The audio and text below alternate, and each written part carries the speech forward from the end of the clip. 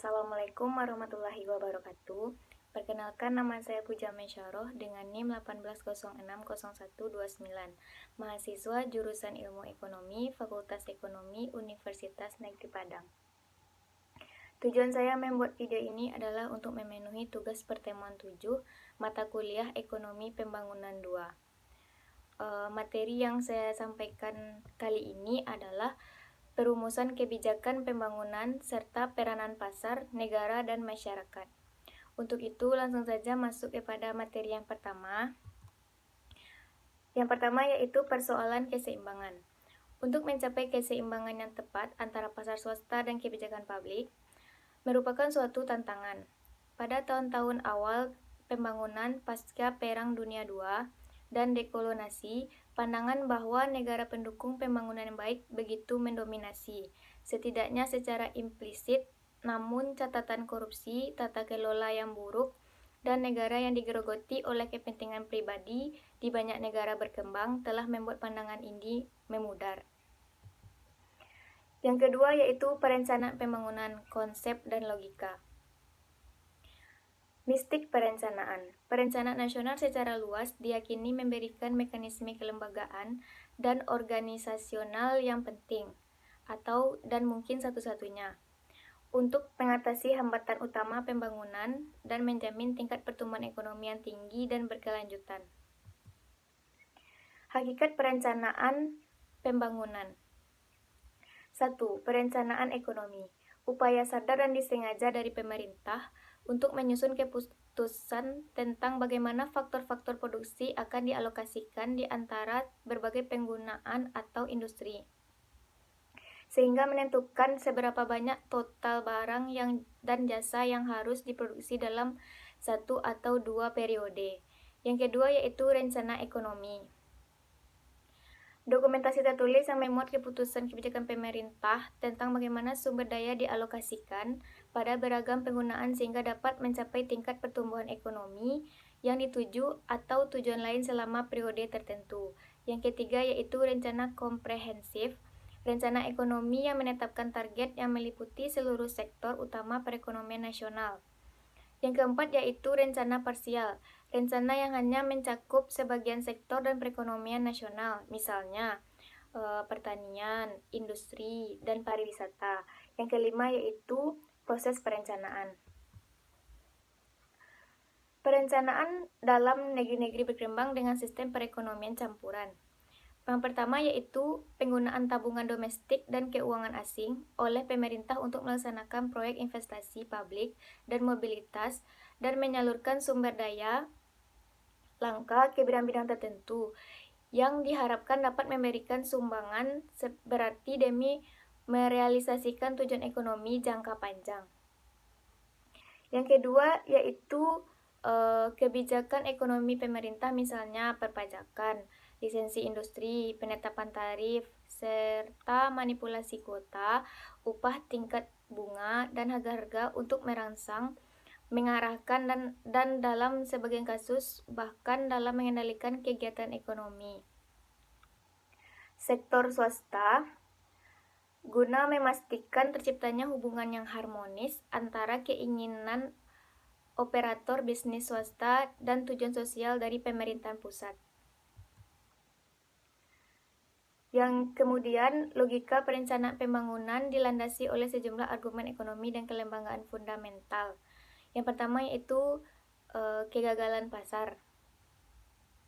Kegagalan pasar ini fenomena yang timbul akibat ketidaksempurnaan pasar, misalnya kegiatan monopoli, mobilitas faktor yang rendah, eksternalitas yang signifikan, serta pengetahuan yang kurang yang melemahnya kefungsian dari pasar ekonomi.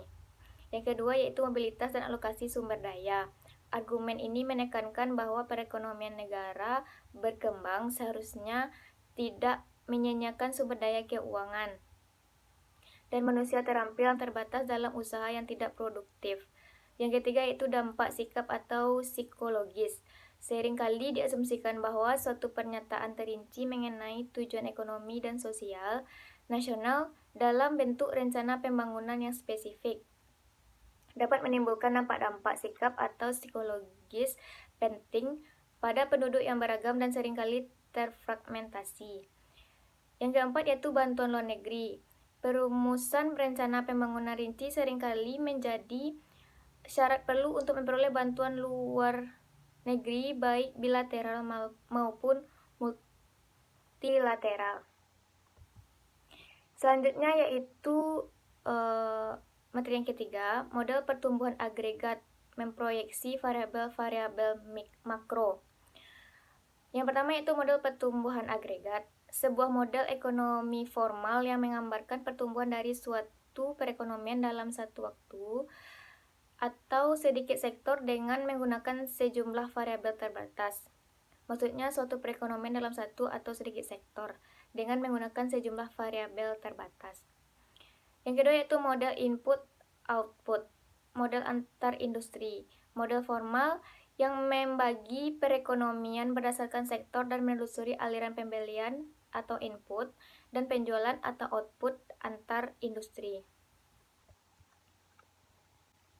Selanjutnya materi yang keempat yaitu kegagalan pemerintah dan preferensi atas pasar alih-alih.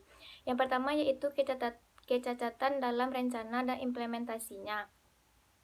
Dalam hal ini, rencana-rencana itu memiliki banyak kesamaan dengan mencantumkan daftar bidang permasalahan yang berlebihan, sekitar 60 sampai lebih dari 100 bidang yang masuk dalam persyaratan bantuan pembangunan Bank Dunia dan IMF.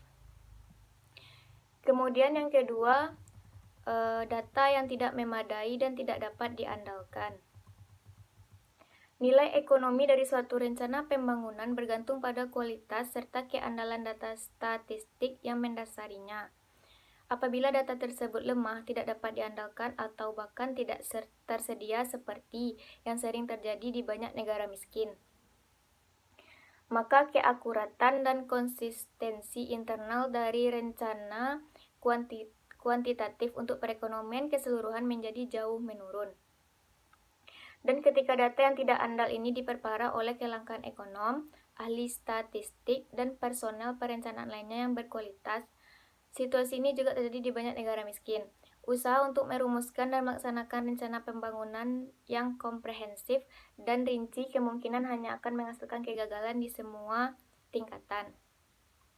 Kemudian yang ketiga, gangguan ekonomi eksternal dan internal yang tidak diantisipasi. Karena kebanyakan negara berkembang yang telah menganut perekonomian terbuka, yang memiliki ketergantungan pada perdagangan, bantuan, aliran modal, panas, spekulatif luar negeri, dan investasi asing swasta, akan sangat sulit bagi mereka untuk membuat peramalan jangka pendek, apalagi perencanaan jangka panjang.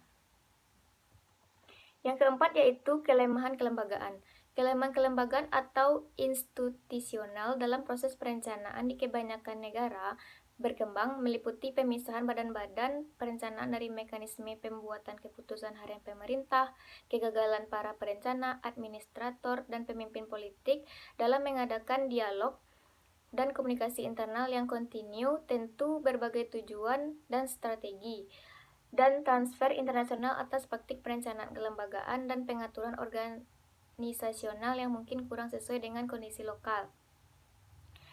Selain itu, ada banyak kekhawatiran akan pegawai negeri yang tidak kompeten dan kurang berkualitas. Prosedur birokrasi yang berbelit, kehati-hatian serta penolakan yang berlebihan terhadap inovasi dan perubahan persaingan pribadi atau departemental antar kementerian, misalnya Kementerian Keuangan dan Badan Perencanaan, seringkali menjadi kekuatan saling bertentangan alih-alih bekerja sama. Kurangnya komitmen dalam tujuan nasional yang bertentangan dengan tujuan regional, departemen atau mungkin pribadi oleh para pemimpin politik dan birokrat pemerintah, dengan sejalan dengan minimnya rasa kepentingan bersama, korupsi di kalangan politisi dan birokrat merajalela di banyak pemerintahan. Kemudian yang kelima, kurangnya itikat politik. Buruknya kinerja perencanaan dan lebarnya kesenjangan antara perumusan rencana dengan implementasinya juga menunjukkan kurangnya komitmen dan itikat politik atau political will dari para pemimpin dan pembuat keputusan tingkat tinggi di negara-negara berkembang. Itikat politik membutuhkan lebih dari sekedar tujuan dan janji muluk. Itikat politik memerlukan kepentingan luar biasa dan keberanian politik yang besar untuk menantang kelompok elit yang berkuasa dan kelompok yang memiliki kepentingan terselubung serta untuk membujuk mereka guna menyadari bahwa pembangunan merupakan kepentingan dari seluruh warga negara dalam jangka panjang meski sebagian mereka akan menderita kerugian dalam jangka pendek. Tanpa dukungan mereka, baik sukarela atau terpaksa, itikat untuk membangun dari kalangan politik akan menemui penolakan, ketegangan, dan konflik internal yang hebat. Kemudian materi yang kelima, perekonomian pasar. Pasar memberikan banyak hal positif, diantaranya mengantarkan barang yang diinginkan konsumen pada tempat dan waktu yang sesuai dengan keinginan mereka, dan memberikan insentif bagi inovasi. Amartya Sen mengemukakan bahwa menentang pasar sama anehnya dengan menentang percakapan dua-dua seperti yang dikemukakannya. Sebagian percakapan memang membahayakan, bahkan bagi mereka yang melakukan percakapan tersebut. Tetapi hal ini tidak menjadi alasan untuk menentang percakapan secara umum. Mendukung sistem pasar yang berfungsi baik membutuhkan syarat khusus dalam bidang sosial, kelembagaan, hukum, dan budaya yang seringkali terbatas, jika tidak mau dikatakan absen di negara-negara berkembang.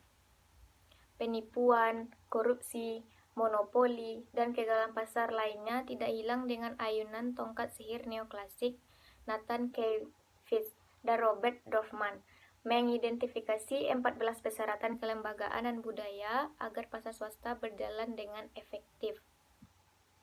Yaitu yang pertama, kepercayaan pada perbankan, asuransi, pemasok, dan sebagainya. Yang kedua, hukum dan ketertiban. Yang ketiga, keamanan individu dan properti atau barang milik. Yang keempat, menyeimbangkan persaingan dengan kerjasama untuk menciptakan tempat kerja yang aman dan lingkungan yang lebih bersih. Yang kelima, pembagian tanggung jawab dan kekuasaan. Yang keenam, altruisme masyarakat. Yang ketujuh, mobilitas sosial, legitimasi ambisi, dan toleransi atas semangat bersaing. Yang kedelapan, nilai materialistik sebagai stimulus produksi yang lebih tinggi. Yang kesembilan, menunda kepuasan untuk menciptakan tabungan individu. Yang kesepuluh, rasionalitas yang tidak terhambat oleh tradisi. Yang kesebelas, kejujuran dalam pemerintahan. Yang ke-12, bentuk persaingan yang efisien yang berkebalikan dengan kendali monopolistik. Yang ke-13, kebebasan informasi. Yang ke-14, aliran informasi tanpa batasan atau pemihakan. Dengan keberadaan persyaratan kelembagaan dan budaya ini, sistem pasar yang berfungsi baik setidaknya membutuhkan 11 praktik hukum dan ekonomi yang mendukung pasar berikut ini. Yang pertama yaitu hak milik benar-benar diakui dan dilindungi. Yang kedua, hukum dan pengadilan tata niaga untuk memberlakukan hak milik, terutama menyangkut kontrak dan undang-undang kepailitan. Yang ketiga yaitu kebebasan mendirikan usaha di segala sektor, terkecuali dengan eksternalitas yang tinggi, tanpa persyaratan izin yang berlebihan, serta setara untuk memasuki bidang perdagangan dan profesi yang menduduki jabatan pemerintah. Yang keempat yaitu mata uang yang stabil. Yang kelima, pengawasan publik atau operasi monopoli alamiah. Yang keenam, penyediaan informasi yang memadai di semua pasar. Yang ketujuh, selera yang otonom. Yang kedelapan, pengelolaan publik atas eksternalitas. Yang kesembilan, instrumen untuk melaksanakan stabilisasi moneter dan kebijakan fiskal. Yang ke-10, jaring pengamanan penyediaan dalam rangka memelihara konsumsi yang memadai bagi individu yang terkena dampak kemalangan ekonomi tertentu, terutama pengangguran terpaksa, cedera akibat kecelakaan industri, dan memiliki ketidakmampuan untuk bekerja. Yang ke-11, dorongan bagi inovasi, terutama penetapan dan pemberlakuan paten dan hak cipta. Selanjutnya materi yang ke-6 yaitu peran pembangunan dari LSM dan sektor warga negara yang lebih luas. Sedikitnya ada 7 jenis keunggulan komparatif organisasional yang tumpang tindih dan saling memperkuat bagi LSM internasional atau nasional atau organisasional lokal. Ketujuh aspek ini yaitu: yang pertama, inovasi. LSM dapat memainkan peran penting dalam perencanaan dan implementasi berbagai program yang berfokus pada pemberantasan kemiskinan dan tujuan pembangunan lainnya. Yang kedua, fleksibilitas program. Sebuah LSM dapat menangani masalah pembangunan yang dipandang penting oleh masyarakat tempatnya bekerja. Pada prinsipnya, sebuah LSM tidak dihambat oleh batas kebijakan publik atau agenda lain seperti prioritas bantuan luar negeri dari negara donor atau oleh program pemerintah lokal atau nasional. Dan memang LSM nasional seperti BRAC dalam studi kasus bab ini dapat prinsipnya juga tidak terhambat oleh preferensi LSM internasional dan sebaliknya. Yang ketiga yaitu pengetahuan teknis khusus. LSM nasional dan internasional dapat menjadi gudang keahlian teknis dan pengetahuan khusus yang lebih besar daripada pemerintah. Yang keempat yaitu barang publik lokal yang ditargetkan. Barang dan jasa yang bersaing tetapi dapat dikecualikan, termasuk ditargetkan pada penduduk yang dikucilkan secara sosial, mungkin paling baik jika dirancang dan disediakan oleh LSM yang mengetahui dan bekerja bersama dengan kelompok-kelompok ini. Yang kelima yaitu perencanaan dan implementasi manajemen sumber daya milik bersama. LSM termasuk Federasi OBK lokal dapat memainkan peranan penting dalam memanajemen barang milik bersama dan penyediaan barang pabrik lokal yang ditargetkan. Yang keenam yaitu kepercayaan dan kredibilitas. Dalam praktiknya, LSM mempunyai keunggulan lain dibandingkan pemerintah dalam memperoleh kepercayaan dan memberikan pelayanan yang efektif kepada kelompok dengan kebutuhan khusus, terutama mereka yang berada dalam kemiskinan yang ekstrim. Yang ketujuh yaitu representasi dan advokasi. LSM dapat mempunyai keunggulan dan dalam memahami kebutuhan kaum miskin yang sering dikucilkan dalam proses politik dan bahkan dari pertimbangan masyarakat lokal. LSM dapat memainkan peran dalam menampung referensi dan oleh karenanya dapat mempresentasikan kebutuhan komunikasi lokal.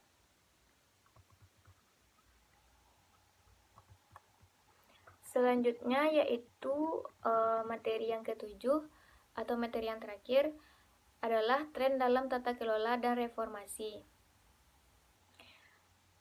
Dalam menangani masalah korupsi adalah penyalahgunaan kepercayaan publik demi kepentingan pribadi merupakan salah satu bentuk pencurian. Indeks korupsi secara rutin menyebutkan bahwa insiden korupsi jauh lebih banyak terjadi di negara-negara berkembang ketimbang negara-negara maju. Hal ini dipahami sebagai cerminan dari sebab maupun akibatnya. Ketiadaan korupsi mendorong investasi dan upaya untuk memperbesar porsi ekonomi ketimbang memperebutkan distribusinya, dan oleh karenanya mendorong pertumbuhan. Hingga taraf ini, perbaikan dalam tata kelola pada umumnya dan pengurangan korupsi pada khususnya dapat menjadi sarana untuk mempercepat proses pembangunan. Di samping itu, ketika masyarakat semakin makmur, tata kelola yang baik akan dituntut secara luas oleh penduduk.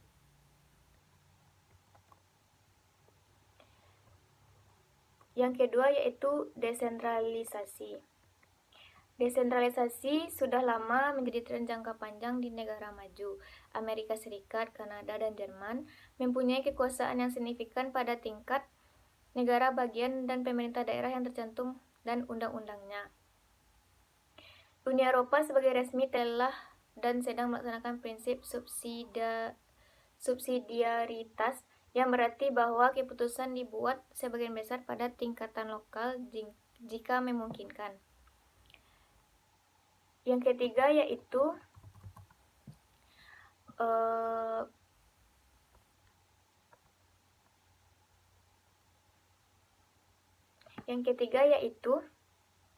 partisipasi pembangunan. Jika tujuan pertumbuhan ekonomi adalah pembangunan manusia, maka tanpa partisipasi kita mungkin akan mencapai pertumbuhan ekonomi tanpa pembangunan. Dan memang partisipasi sumbangan pendapat dalam kebijakan pembangunan oleh para pihak yang paling terpengaruh oleh kebijakan tersebut itu sendiri merupakan tujuan akhir pembangunan. Sekian materi kali ini. Mohon maaf jika ada kata-kata yang salah atau pengucapan tidak tepat. Saya mohon maaf. Jangan lupa untuk di like, comment, and subscribe. Terima kasih. Assalamualaikum warahmatullahi wabarakatuh.